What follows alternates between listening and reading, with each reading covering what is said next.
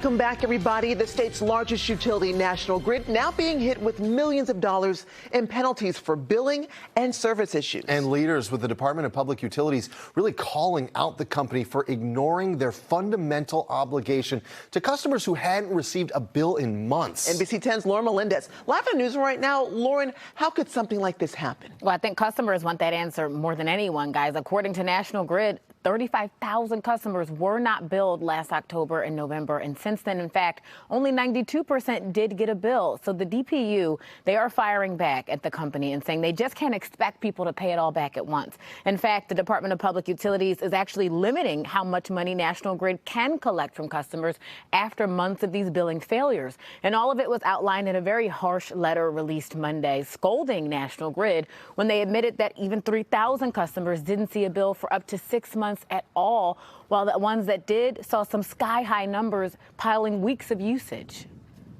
My concern was I was going to have either a huge bill all at one time, or possibly they didn't know that I still am a customer and maybe they were going to shut my gas off.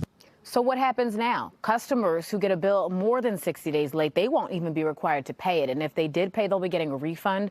Customers who receive bills for multiple months just under that 60-day mark will only have to pay 10% up front and then get 9 months to pay the balance. And then finally, the down payment required for customers to enroll in budget billing, that has to now be reduced from the current $120 threshold. Department of Public Utilities fining National Grid $15 million for service disruptions back in 2023. So a lot of issues here seeming to have affected people for years now. If you believe you're affected, you should contact National Grid right away. In the newsroom, I'm Lauren Melendez. Great advice there, Lauren.